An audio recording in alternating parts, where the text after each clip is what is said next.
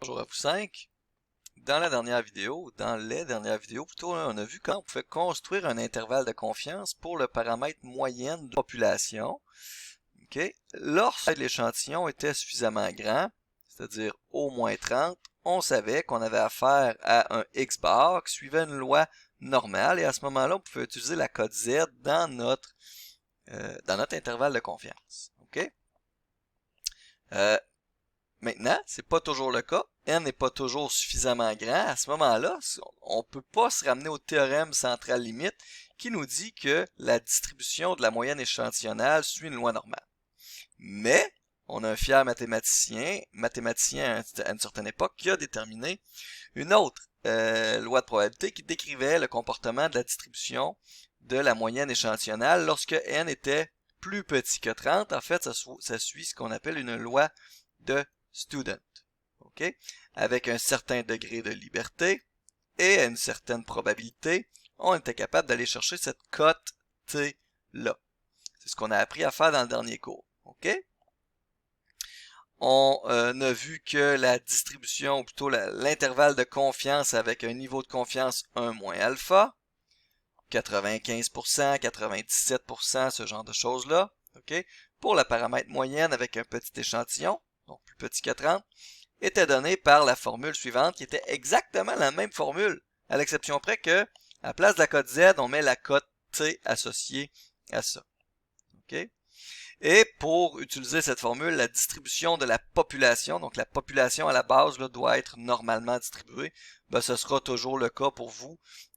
Sinon, le problème est plate, on peut pas le faire. Okay, donc, j'aime ça quand les problèmes peuvent être faits, bien entendu. Donc, ce sera toujours le cas. Ne vous questionnez même pas à savoir ça, mais c'est un critère quand même pour pouvoir utiliser la loi de Student. Sachez-le.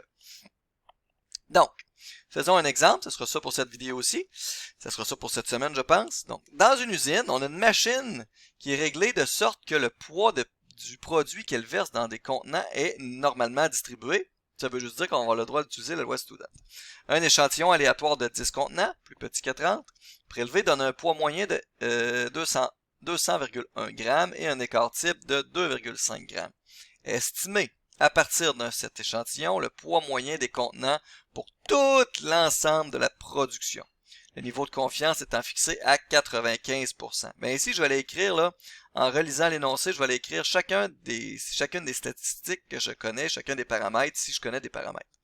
Premièrement, je sais que n, la taille de mon échantillon, c'est 10. Je vais écrire ici que ça, c'est plus petit que 30. OK?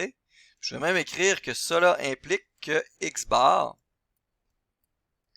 va suivre une loi de student. Grand T. OK? Poids prélevé, donc on a x bar ici. On a une moyenne échantillonnale qui est 200,1 grammes. Avec son écart type qui est S égale 2,5 grammes. Qui, je vous rappelle, est à peu près égal à l'écart type de votre population.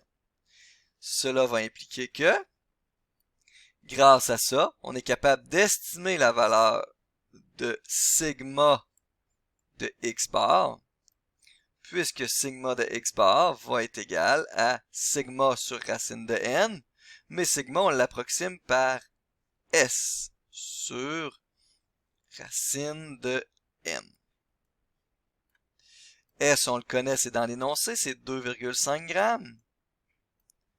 Et n, on le connaît aussi, c'est 10. Donc, racine de 10, selon mes calculs, cela devrait faire à peu près 0,8. OK? On a déjà trouvé notre paramètre sigma de x bar. Nous, je vous rappelle qu'on veut estimer mu ou estimer mu de x bar, puisque selon le théorème limite centrale, les deux choses sont équivalentes. Okay?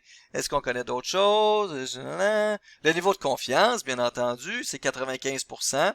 Ça veut dire que alpha, je vous rappelle que c'est la probabilité de vous tromper. C'est donc 100% moins 95%. C'est donc 5%. Nous, on aura besoin d'alpha sur 2, bien entendu. C'est toujours ça qu'on a besoin pour les intervalles de confiance. Ça sera 2,5%. 100%. OK? Donc, comme on suit une loi de student, j'ai besoin de deux paramètres. J'ai besoin du degré de liberté et j'ai besoin de la probabilité. Donc, mon alpha ici, là, mon alpha sur 2, c'est 2,5%. Je vais aller chercher mon degré de liberté. Degré de liberté, c'est pas nébuleux. Je vous rappelle que c'est n moins 1 et ce sera toujours le cas. Donc, si n moins 1, c'est 10 moins 1, c'est 9. De sorte que la cote T qu'on cherche, on cherche une cote T. Les paramètres à entrer, c'est alpha sur 2, donc 2,5%.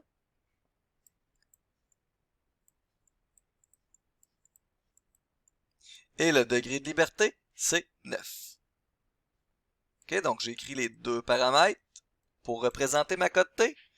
2,5% et 9 comme degré de liberté. Donc ça, c'est mon alpha sur 2 et ça, c'est mon petit v, mon degré de liberté.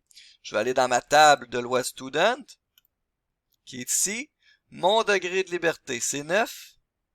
Donc, je vais être dans cette ligne-là. Et ma probabilité, mon alpha sur 2 dans ce cas-ci, c'est 2,5%. On se rejoint donc à cet endroit-là dans le but de trouver notre cote T qui est de 2,2622.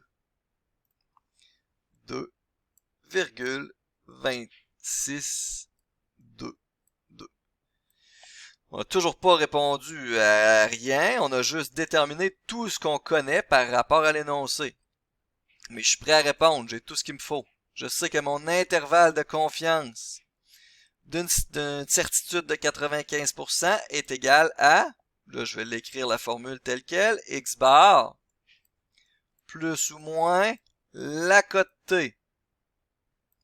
Multiplier, la cote T, j'écrirai pas les paramètres, là, c'est plus long, fois sigma de x bar. C'est toutes des choses qu'on connaît, je vous le rappelle. Donc, whoopsie près. Donc, c'est égal à x bar 200,1 plus ou moins la cote T trouvée, c'est 2, je vais écrire 2,26 multiplié par sigma de x bar 0,8. Ça va vous donner un intervalle. Je vais aller calculer ce petit bout-là. Ça nous donne donc, ce petit bout-là, je vais l'écrire ici carrément, là, c'est 1,8. De sorte que je suis prêt à écrire mon intervalle de confiance. Mon intervalle de confiance, ça va être 200,1 moins 1,8, 198,3. Et la borne supérieure de mon intervalle, ça va être 200,1 plus 1,8, 201,9.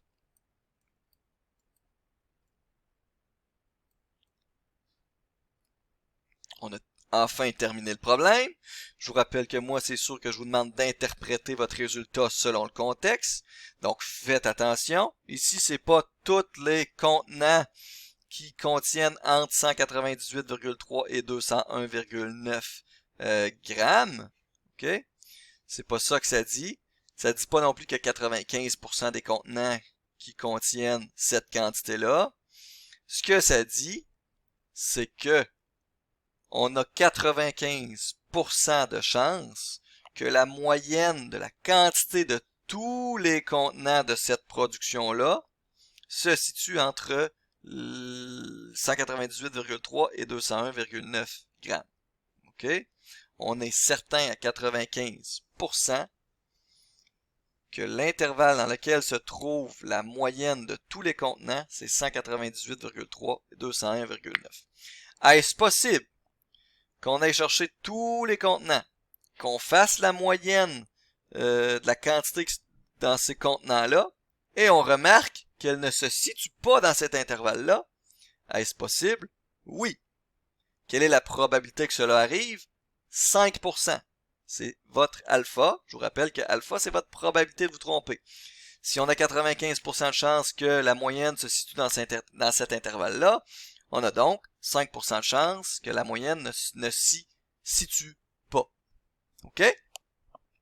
Donc, c'est ce qui termine le point 5, le chapitre 5.2. Vous pouvez maintenant faire tous les exercices reliés à ça, aux intervalles de confiance sur le paramètre moyenne. La semaine prochaine, on fera les intervalles de confiance pour une estimation de proportion. Votre cours achève, il reste seulement ça. Et ensuite, on va faire quelques tests d'hypothèse. OK? Donc, vous avez le temps amplement de faire vos exercices. OK? Je vous souhaite une belle fin de semaine. Et puis, au plaisir. Bye.